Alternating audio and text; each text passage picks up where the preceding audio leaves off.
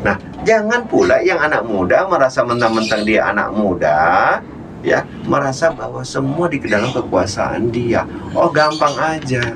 Ya maaf lah saya katakan. Kembali kepada porsinya saya bilang. Welcome to podcast Dikamer. Jabatan abang sekarang di AI apa? Saya di AI itu kalau nggak salah di bidang sosial. Kok nggak salah? Lupa karena saking banyaknya. Bidang sosial, saya di bidang sosial. Sementara di Pradi saya di wakil sekretaris yang membidangi tentang perlindungan hukum terhadap anggota yang bermasalah. Ya, yang ketuanya siapa nih? Ketua saya lupa pula padahal udah begini. Nanti bisa ingat macam aspirindo tadi kan ingat. Iya. Yakobus. Pak Jakobus. Iya. Jadi dia wakil ketuanya, saya wakil sekretarisnya. Ketuanya Mustari lah. Oh, langsung. Jadi dalam unsur kepengurusan itu kan ada namanya KSB. KSB itu ada unsur ketua, unsur sekretaris, dan unsur bendahara. Nah, yang dimaksudkan dengan yang dimaksudkan dengan pengurus harian itu adalah beliau ini. Jadi kalau kita kembali ini mohon maaf, mungkin bisa dikoreksi juga jika saya salah dalam menjabarkan sebuah pemahaman terhadap organisasi.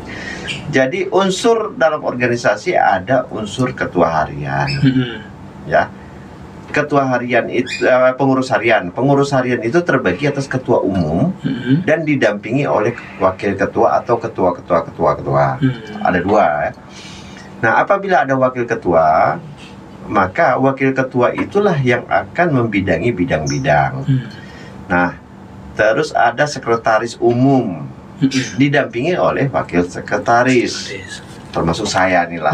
Ya, saya kalau nggak salah saya itu di nomor 5 saya ya. Jadi Bang Yakobus dia punya ketuanya, wakil ketuanya, wakil sekretarinya saya, dan bendaharanya itu Pak Tandi. Nah, ini unsur harian, unsur pengurus harian. Unsur pengurus harian ini didampingi ataupun dibantu oleh bidang-bidang yang membidangi bidang-bidang inilah. Jadi masing-masing.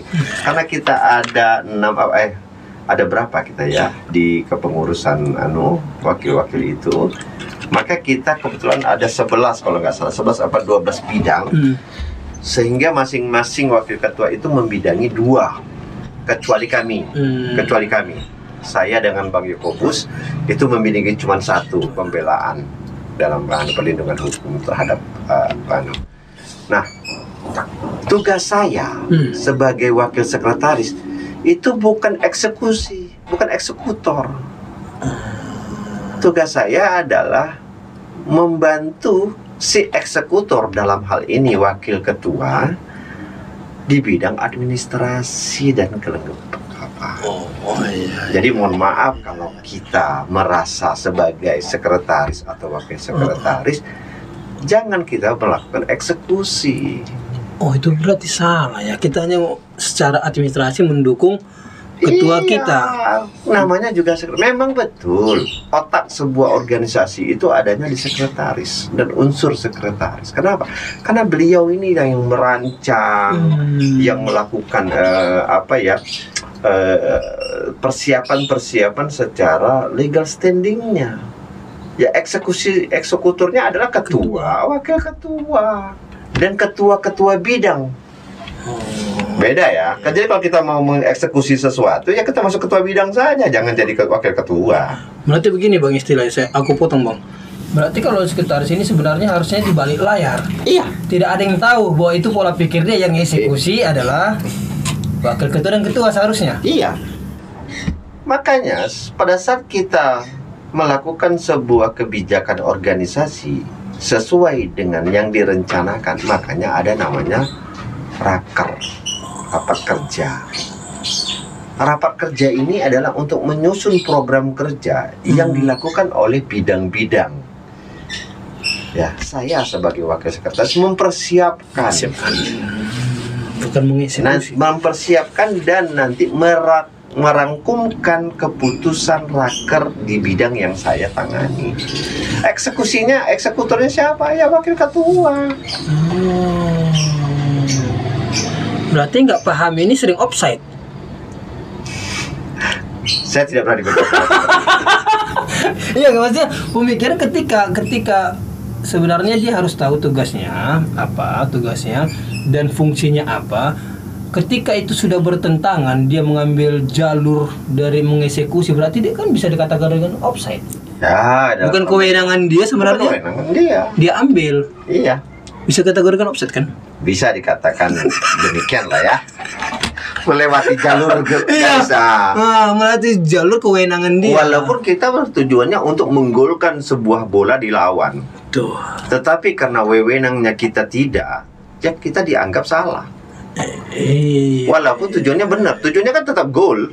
Eksekusi yang salah. Eksekusinya salah. Kenapa? Ini ada batasnya loh. Ada Kamu jangan aturannya. masuk.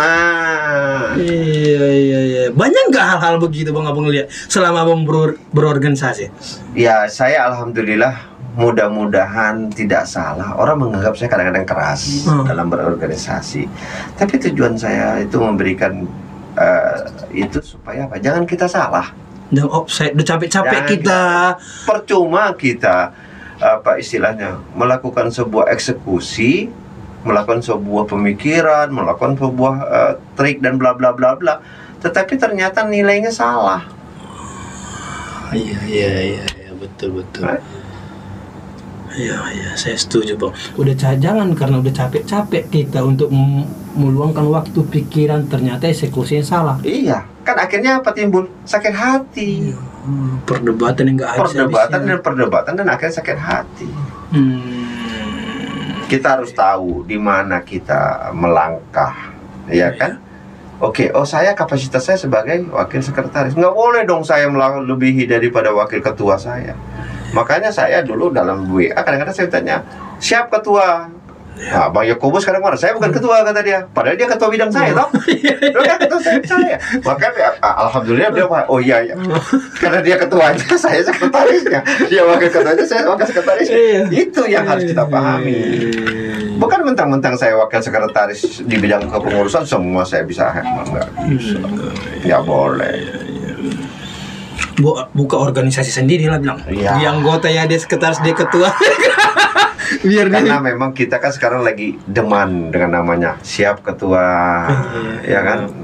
Iya. Panggilan ketua itu ada yang 75.000, ada yang 50.000, ya kan? Agak berat memang kalau panggil ketua. Iya, tetapi kadang-kadang kita nggak mau yang 75 sama 50-nya, kita mau sebutannya aja. Iya, sebutan. Itu saja sih sebenarnya. Samping-samping nggak mau kita ya. Ya, jadi siapapun tentang tugas dan fungsi tidak akan terjadi kontor-kontoran. Tidak akan terjadi kesalahpahaman kalau berjalan di relnya ya. Iya. Dan insya Allah organisasi ini akan adem. Saya bertentangan dengan seseorang selagi itu saya yakin bahwa tidak menyalahi aturan, ya bagi saya nggak ada masalah. Tetapi tetap merangkul, ya. Nah, dalam muscap saya diberi kepercayaan sebagai sekretaris SC. Saya jalankan itu. Kadang-kadang ketua pada saat itu Ibu Senti sempat marah-marah sama saya biarin aja. Tetapi setelah kami duduk bersama dengan Pak Tantimin juga pada saat itu sebagai bendahara, kami juga, ya mohon maaf Pak Tantimin ini saya ngomong-ngomong nama beliau biar populer juga lah, ya kan, biar Ibu Senti juga populer juga. Kalau ketua kita Pak Mustari kan mudah-mudahan dia lebih populer segalanya. Orang dia leader kita kan, ya. Jadi intinya kita boleh saja memberikan pandangan. Jika beliau tidak suka, beliau kan akan membuat kebijakan. Dan kebijakan beliau yang tidak sepaham dengan kita, ya jangan kita marahi. Jangan kita tuntut harus sama, enggak. Tetapi nanti kita dudukkan bersama, oh ini maksud saya, oh ini intinya. Ya alhamdulillah kan berjalan dengan baik. Tidak ada yang tidak bisa kita selesaikan. Ya kan? Kalau memang kita mau melakukan sebuah eksekusi, contoh lah, misalnya kayak saya pingin lah di bidang saya ini berjalan dengan baik. Sebelum saya melemparkan ini kepada umum, ya saya panggil aja ngopi-ngopi pagi-pagi duduk, ya kan? Oh kita mau bikin apa ini? Contoh, kita bikin yuk namanya misalnya sarasehan tentang produk hukum yang dipahami oleh masyarakat. Ya, bukan saya pelaksananya. Saya hanya bikin surat kepada misalnya kelurah, camat, ibu-ibu PKK, kami dari asosiasi atau kami dari perhimpunan advokat tadi bidang ini ingin mengadakan sosialisasi ataupun mengadakan seminar tentang produk-produk hukum. Kita kerjasama. Yang memfollow up adalah bidangnya, mengeksekusi wakil ketuanya. Saya cukup bikin suratnya saja. Walaupun otaknya di sini gitu. Itulah ya. Itu ya seperti saya bilang. Kita sebenarnya di balik layar. Iya. Jangan sampai menonjolkan diri karena memang itu real kita. Ya. Kita kenal namanya Menteri Sekretaris Negara. Iya. Pernah dia muncul tanpa sepengetahuan daripada ketua? Nggak bisa. Presiden nggak bisa. Tahu nggak siapa konseptor di dalam Menteri Sekretaris Negara? Itu adalah staf-staf Sekretariat Negara. Saya berpengalaman dalam hal itu karena saya pernah menanyakan langsung kepada alhamdulillah beliau juga senior kita di Pradi. Mungkin kenal namanya Yusril Iza Mahendra. Pada saat beliau menjadi ketua umum PBB, pada saat beliau menanyakan peninjauan ke Batam, saya waktu itu sekretaris PBB Kota Batam. Saya jemput beliau di bandara. Saya sempat ngobrol-ngobrol sama beliau. Pada saat itu beliau ingin menuju Tanjung Pinang di Penyengat. Kita ngobrol. Kebetulan saya asli dari Bintan, kecamatan Bintan Timur, Kijang. Ternyata Bang Yusril punya keluarga besar di Kijang. Dan saya betul kenal baik semua. Jadi ngobrol sama dia, saya sempat tanya, sebelum beliau bernaung di bawah naungan Yusril Ihza partner itu ya kan, beliau di mana? Beliau juga dari kecil, hidup dari masjid ke masjid. Beliau juga HMI, kebetulan. Jadi banyak persamaan antara saya dengan beliau itu di dalam organisasi. Dia menceritakan konsep pidato Soeharto itu bukan Mordiono yang bikin, tapi beliau. Iya, tapi nggak ada yang tahu. Tidak ada yang tahu. Tapi Soeharto pada saat itu tahu. Jadi terakhir pada saat Pak Soeharto ingin lengser, bertemulah beliau, Pak Mordiono almarhum, Pak Soeharto almarhum. Dipanggillah Bang Yusril ini. Pak Yusril sini sebentar, saya kenalkan karena masa sudah mau habis. Saya kenalkan dengan Pak Harto. Jadi Pak Mordiono menceritakan, ini orang yang mengkonsep pidato Bapak selama ini. Tapi karena Pak Harto ini orangnya orang jeli dan dia juga tentara yang memahami strategi, dia bilang, saya tahu beliau ini dan saya tahu apa kegiatan beliau ini. Setiap hari ini adanya di sini, setiap hari ini adanya di sini. Nah, itu yang harus kita pahami. Jadi bermainlah di arena kita, gitu. Jangan bermain di arena orang. Bermainlah di rel kita sendiri. Iya, kalau kita bermain di arena kita, insya Allah tidak akan terjadi perdebatan, tidak akan terjadi pertikaian yang tidak layak. Oke Bang, ada lagi pertanyaan Bang. Mungkin kan gini, kita sudah sukses lah ngucap lah namanya kemarin. Oke, sudah mengucap dan kita juga para pemangku jabatan sudah dilantik. Di ini kita khusus bicara dengan di Pradilah. Sudah dilantik semua. Sangat banyak. Saya tanya juga ke Pak Sopandi pada saat itu ada podcast kemarin, berapa persen anak-anak muda yang didudukkan menjadi pengurus di sana. Yang menjadi pertanyaanku Bang, ini boleh Abang dijawab atau tidak juga. Apakah terlalu dini seseorang itu memangku jabatan di suatu organisasi yang besar sehingga itu membuat sistem di organisasi itu menjadi terhambat atau offset? Maksudnya karena tidak ada pengalaman. Contohnya Abang ini. Abang tadi cerita dari kecil sudah berorganisasi, sudah sangat paham organisasi, bagaimana rel-relnya. contoh kayak aku nggak ada organisasi apa-apa. Jadi SMA nakal bukan organisasi. Sehingga ketika aku didudukkan di satu jabatan, aku kan blank ini. Ya. Kadang karena kebelengan aku bisa offside aku. Ya. Nah, bagaimana menurut abang? Ya sebenarnya dunia sekarang itu dunia mempermudah untuk menjadi seseorang. Ya. Apakah keberhasilan ataupun penilaian terhadap sebuah kepimpinan itu berdasarkan umur? Tidak juga. Tidak juga. Saya tidak sependapat dengan itu. Bukan berarti orang yang usianya itu lebih tua dia mampu memanage sebuah organisasi dengan baik, belum tentu. Dan bukan berarti anak muda yang saya katakan begitu dia tamat sekolah, dia diberi kepercayaan untuk memangku sebuah organisasi kepemudaan atau organisasi profesi, itu salah. Tidak. Yang penting yang bersangkutan memahami di mana dia memijak. Kalau posisi dia sebagai ketua, mohon maaf saya katakan, mungkin secara organisasi dia belum memahami sistem dan mekanisme organisasi. Dia kan punya orang nih, punya sekretaris, punya bendahara, punya bidang-bidang. Ya, dia cukup bertanya, kamu bagaimana? Tetapi dia tidak seketika mengeluarkan sebuah statement. Dia akan lebih bijak. Nah, jangan pula yang anak muda merasa mentang-mentang dia anak muda, ya, merasa bahwa semua di dalam kekuasaan dia. Oh, gampang aja. Ya maaf lah saya katakan. Kembali kepada porsinya saya bilang. Mungkin saya lah berbicara. Kalau saya tidak tahu dan saya tidak memahami tugas saya sebagai pimpinan, memanage anak buah bubar. Betul. Tetapi walaupun saya tidak tahu, tapi saya ingin belajar dan saya tahu aturan mainnya. Saya pikir juga orang akan senang toh. Betul. Apakah kiper tidak boleh menggolkan gawang lawan? Ya boleh. Boleh kan? Boleh. Tetapi dengan ketentuan di mana? Kan begitu. Apakah seorang striker harus hanya sebagai menggolkan bola? Tidak. Sewaktu-waktu dia bisa jadi back. Sewaktu-waktu bisa jadi sayap kanan. Ya toh? Betul. Kita berorganisasi tidak monoton.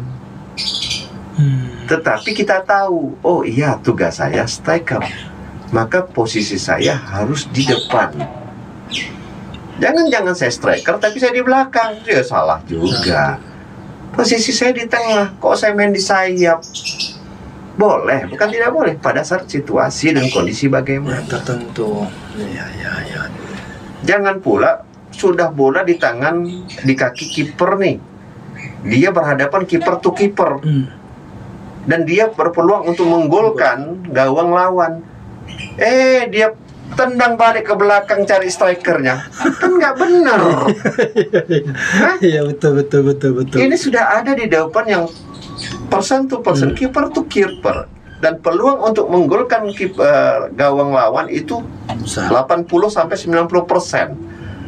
Tapi karena dia merasa, oh saya kan hanya kiper, saya balik lagi deh bolanya ke belakang, ya kan itu bodoh. Iya loh. Betul. Iya kan? Iya. Jadi kita harus pahami itu. Jadi bukan berarti anak muda tidak bisa. Banyak kok anak muda yang berhasil. Banyak. Kita bukan tentara yang melalui jalur senioritas. Tetap. Ya. Gak mungkin kan kau jadi panglima angkatan darat tanpa bintang 4. Iya, betul. Minimal bintang 3. Iya, begitu naik dari bintang 4. Tapi kalau kolonel bisa jadi panglima. Kan gak mungkin. Iya, betul. Ya? Jadi kita memang harus pahami itulah ya. Porsinya. Jadi ya saya juga memahami, semua kita belajar. Kita tidak ada yang lebih lah ya. Ya mungkin ada yang lebih sedikit, kita ambil lebihnya. Yang kurang kita masukkan supaya dia setara. Prinsipnya cuma itu aja. Berarti intinya di sini siapapun dia, mau yang tua, yang muda, boleh ada peluang untuk membina organisasi. Tetapi harus tahu jalurnya, ya kan harus berdiri di realnya masing-masing. Ya kan tidak menutup kemungkinan kalau walaupun dia sudah berumur, sudah senior lah kita katakan di dalam organisasi, belum tentu dia bisa memanage semua, ya kan. Dan yang muda ini juga belum tentu tidak mampu. Betul. Untuk memanage semua. Ya. Tetapi harus betul-betul di jalurnya dan saling menghargai. Kita ini adalah organisasi, bukan perusahaan. Kalau perusahaan beda, dia ada shareholdernya, pemegang sahamnya, ada dewan pengurus direksinya, ada komisarisnya. Direktur pun ada yang utama. Ada yang utama, ada itu. Kan jadi kita harus tahu itu. Ya. Nah, dalam kapasitas ini kita punya yang namanya Biro Humas, kita bicara tentang bagaimana organisasi ini berkembang, perkembangan organisasi itu ya kasihlah ke porsinya. Kalau di bidang olahraga, kasih ke bidang olahraganya. Kalau di bidang kesekretariatan, sekretariatnya. Jangan kita semua memang kita merasa mampu, ya mampu itu boleh-boleh saja. Tetapi prioritaskan tugas dan fungsi. Makanya di dalam sebuah organisasi itu dikenal dengan tupoksi, tugas pokok dan fungsi. Nah, jangan asal libas saja kata orang Medan bilang kan. Iya. Gas saja jangan. Gas saja. Itu bahasa Sirano itu. Gas saja kata kan.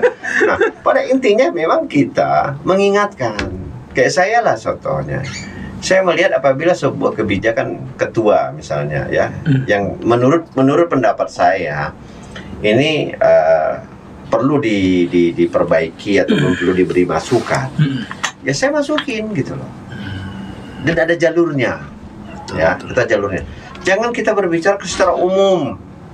Kebijakan internal dibicara secara umum, jangan kita bicara ke kebijakan secara internal. Insya Allah berkembang kok organisasi. Asalkan berjalan di rela pasti berkembang. Iya. Pasti sampai pada tujuan. Iya, yakin usaha sampai. Yakin usaha sampai. Ya kan? Masuk lagi tadi. Dan ini kamu pasti bisa. Kamu pasti bisa. Iya. Karena kita dengan semangat, dengan motivasi-motivasi yang diberikan, satu sifat manusia itu kan ego. Iya, betul. Setuju. Saya harus lebih baik dan saya paling baik. Itu sifat kita manusia. Nah, itu akan dibarengi dengan yang namanya tadi pendukung. Di mana egonya kita? Dari pemikiran kita, dari tindakan kita, dari komunikasi kita, dari interaktif kita. Kalau saya terus saya masih malu, dan saya juga masih baru kok di dunia advokat. Baru 2016-2017 lah saya mulai aktif, dan saya tidak seaktif-aktif anak-anak muda sekarang juga kok, hanya selus-selus saja. Tapi saya harus tahu di mana saya gitu loh. Dan kapasitas saya di mana. Kalau memang usia mungkin, kalau usia memang udah sedikit lah agak sudah sampai ke titik-titik rawan juga. Titik rawan untuk bermain bola. Ya kan? Nanti selalu sakit pinggang kan. Aduh. Bang, aku minta nasihat dari Abang untuk orang-orang muda yang sedang belajar berorganisasi. Apa yang harus dilakukan mereka, Bang? Berkomunikasi. Komunikasi. Apapun itu komunikasi. Komunikasi itu bukan berarti hanya berkomunikasi searah. Berkomunikasilah dengan searah, berkomunikasilah dengan yang ke atas, dan berkomunikasilah dengan yang ke bawah. Kita bukan sempurna. Saya walaupun bagaimana, saya tetap harus berkomunikasi dengan yang searah saya. Ya, bukan mentang-mentang contoh saya di Musa ataupun saya di LBKH Anissa ada Hanapi. Bukan berarti Hanapi itu lebih rendah dari saya, enggak. Dulu ada Ibu Kak Ita. Kami sama. Cuman mungkin kelebihannya saya dipercaya pada saat itu untuk menakodai. Kan ada tanggung jawab. Kan gitu. Jadi kalau kita ingin maju, jangan segan-segan berkomunikasi, jangan merasa prinsip begini, jangan pernah merasa kita paling hebat, kita paling utama, dan kita yang paling super. Ya, tidak ada prinsip itu. Ya. Dibuang itu prinsip itu ya. Prinsip itu buang. Ya memang kadang-kadang kita ego boleh, tetapi apabila pendapat orang itu baik, pendapat orang itu benar, kalau kita takut mengatakan bahwa kita ini malu, ya coba pelajari baik-baik. Karena saya juga kadang-kadang begitu. Saya mempertahankan argumen saya dalam sebuah komunikasi, tetapi setelah saya pulang, saya lihat ternyata yang dia komunikasikan itu benar. Nah, saya harus ikuti itu walaupun tidak di depan mata dia. Harus Kan legowo. Legowo, tetap kita harus akui, oh iya benar ya. Kita rubah. Mindset itu ya. Mindset itu kita rubah pelan-pelan.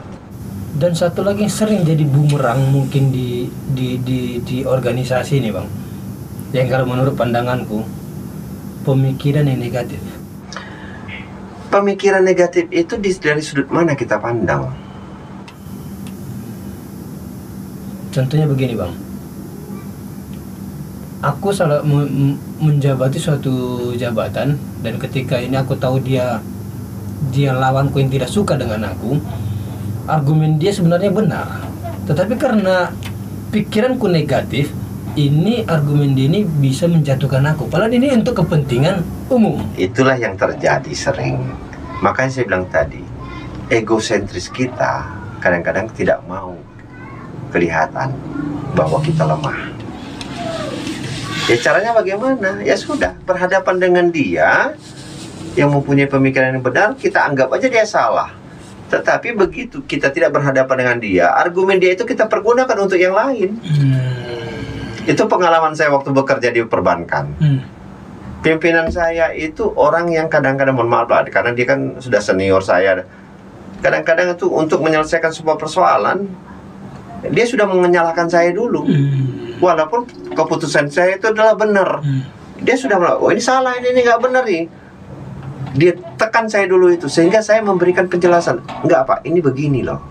Ini harusnya begini Pak. Ini unsurnya masuk dari sini, keluarnya dari sini, gini nih. Dapatlah ini. Coba kamu benerin, kata dia. Padahal itu barang dia ambil untuk dia berikan kepada yang lain yang salah. Kamu salah. Yang benar bagaimana? Yang benar begini. Kalau kamu nggak percaya, coba kamu tanya sama si A. Iya. Kan berarti kan dia sudah punya harga diri yang besar. Iya. Dia malu ngomong sama kita, kamu benar, gak mungkin. Ya, saya pimpinan. Iya. Tadi agak rapi lah cara. Ya, itu tadi saya bilang komunikasinya. Ya, ini salah satu contoh saya bilang kemarin kan, saya ada bertanya terhadap sebuah kebijakan, benar apa tidak? Yang saya pertanyakan itu kepada siapa? Kepada pembuat kebijakan. Tidak boleh dong saya tanya kepada si A, si B. Melebar nanti kan? Ya, melebar. Dan saya bertanya di forum yang jelas. Di tempatnya kan? Di tempatnya. Setelah saya mendapatkan informasi ataupun penjelasan dari yang berhak, ya sudah, close. Diam. Ngapain kita perpanjang? Iya. Implementasinya saja kita tinggalkan. Makanya ada kata-kata, saya mendengar. Berarti kan ada pertanyaan, benar apa tidak? Kalau jawabnya benar, ya benar. Kapan? Kalau tidak, ya tinggal diperjelaskan. Belum bisa. Udah jangan langsung jadi. Jangan langsung belum apa-apa tekan. Seperti yang saya bilang tadi Bang, mungkin karena pikiran negatif itulah dibuang. Padahal pertanyaan itu pertanyaan yang wajar. Ya. Jangan sampai kita bertanya di grup yang lain, kita yang salah. Kita Dan bertanya. lucunya kadang-kadang kita ini karena merasa mendekat dengan pendekatan-pendekatan yang prinsipnya person to person, kita dengan mudah mengambil tindakan. Padahal bukan wewenang kita untuk memberikan penjelasan dan jawaban. Itu juga jadi persoalan. Iya. Betul. Kalau saya bertanya tentang kebijakan organisasi, yang berhak menjawab itu adalah pimpinan. Kebijakan ya, organisasi. Pimpinan, dalam hal ini ketua, unsur-unsur ketua. Itu pembijak kebijakan. Tetapi kalau saya berbicara tentang misalnya sebuah pertanyaan tentang keuangan, Yang berbicara bendahara. Setelah bendahara ataupun bendahara tidak mau berbicara, dia berikan kepada ketua. Sekretaris gak punya wewenang untuk menjawab. Karena ada porsinya masing-masing. Porsinya. Kecuali bendahara memberikan wewenang untuk menjawab melalui bidang humas. Boleh. Betul. Semua itu ada porsinya Ada masing-masing. porsinya. Jangan main libas saja ya. Iya. Jangan butuh oli dikasih air. Itu loh bahasanya. Mobil ini butuh oli, yang diisi air, yang nggak jalan. Tambah pasir pula lagi. Tambah pasir pun lagi. Udah. Nggak jalan tapi gym. Iya. Tapi gitu kan, walaupun kita isi setengah dari porsi 6 misalnya, kita isi 3 kan masih bisa jalan. Yang penting oli. Nah, ya. Oli katanya kan. Oh iya. Sip, mantap bang. Hari ini banyak pandangan-pandangan yang aku terima. Ya, saya juga masih belajar. Saya mohon maaf jika pembicaraan kita ini mungkin ada persen yang merasa tidak tepat. Sekali lagi saya mohon maaf. Saya secara pribadi, ini juga pemikiran saya dan saya alami selama ini. Kita kan berbagi nih di dalam arena Dikamel Podcast ini kan kita berbagi. Berbagi pandangan bagi saya. Silakan ambil yang baiknya, jangan ambil yang buruknya. Yang buruk cukup dihiasi dengan modifikasi sekarang sehingga jadi baik besoknya. Iya. Karena kalau menurut aku sepanjang tadi kita pembicaraan kita nggak ada negatifnya menurutku. Ini kan pandangan tentang organisasi. Jika ada yang keberatan, luar biasa dia. Biasalah. Ya, karena ini kita bicara tentang cara organisasi, porsinya masing-masing, ya kehidupan dari kecil. Jadi untuk apa yang disombongkan kan begitu. Jadi ini nggak ada yang hal yang negatif menurutku. Podcast ini ketika kita nanti sampaikan ke publik, bahwasanya ini bisa jadi inspirasi. Betul. Mudah-mudahan itu menjadi inspirasi buat orang-orang yang mau belajar jadi masuk di dalam organisasi. Dia ini aku nggak boleh offside. Ya. Porsiku ini. Ya. Ketika orang bertanya, ya tinggal orang yang berwenang yang menjawab, kan begitu. Sedangkan wali kota saja dia tidak berani melewati batas wewenang dia. Pasti dia itu bukan wewenang saya, itu wewenang gubernur. Yang gubernur juga begitu. Itu bukan wewenang saya, wewenang Mendagri. Yang Mendagri bukan wewenang saya, presiden. Dan presiden saja masih bertanya, ini bukan wewenang saya, wewenang MPR, DPR. Dan DPR, MPR akan bertanya, lo tunggu dulu ya. Nanti apakah saya akan terpilih kembali oleh rakyat yang mempercayakan saya? Kan begitu. Potong. Itulah pentingnya wewenang. Iya. Ya kan? Aturan. Iya, itulah pentingnya wewenang dan sangat sakral menurutku. Iya. Karena seperti tadi presiden aja yang seharusnya kepala negara itu berani bilang itu bukan wewenang saya. Silakan kita bicara ke DPR, MPR. Kalau bicara pun dia sebenarnya siapa yang protes, tapi dia nggak mau. Dia nggak mau karena melanggar dia tahu. itu. Ya, karena dia tahu porsinya. Iya. Keren. Bang, makasih Bang, sukses Terima buat kasih. Abang. Terima kasih buat pencerahannya, sangat luar biasa.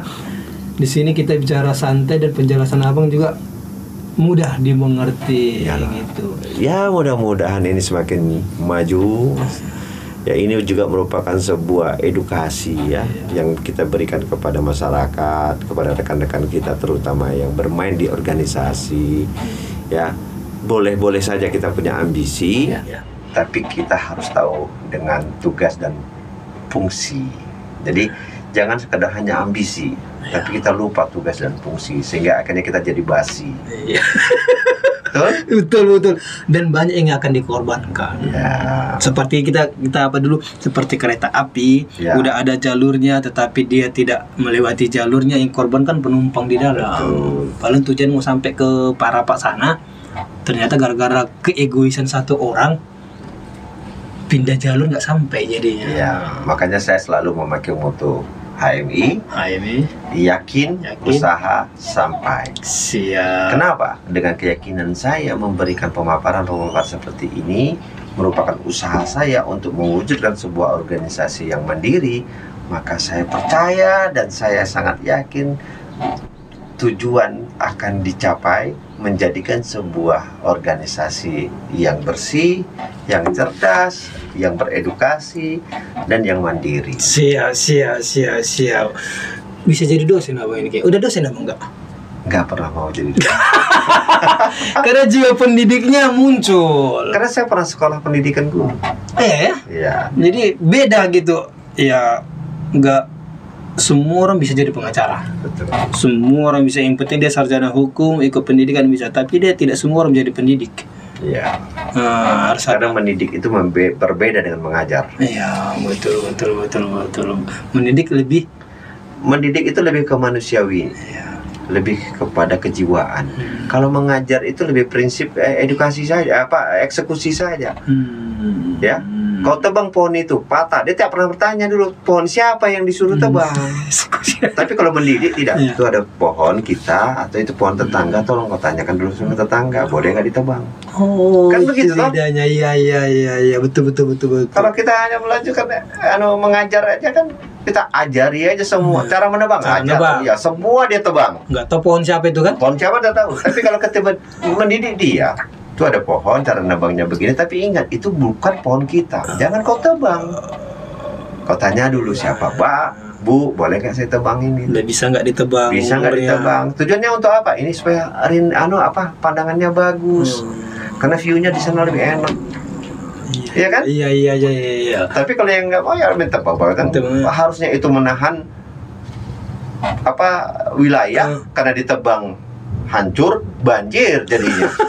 Hanya gara-gara mengajar aja tadi itu, bukan mendidik toh? Iya, mengajar menebang ya kan? Mengajar menebang kan. Oke Bang, terima kasih. Sukses juga untuk kantor Abang. Insya Allah. Sukses juga buat LBH-nya. Iya. Sukses juga buat semualah apa yang Abang cita-citakan cepat tercapai. Ya, itu doa kita bersama. Siap, amin. Ya, mudah-mudahan kita juga mampu mengarungi kehidupan ini dengan positif. Amin. Intinya itu saja. Siap. Terima kasih. Terima kasih Abangku, sehat buat kita. Alhamdulillah.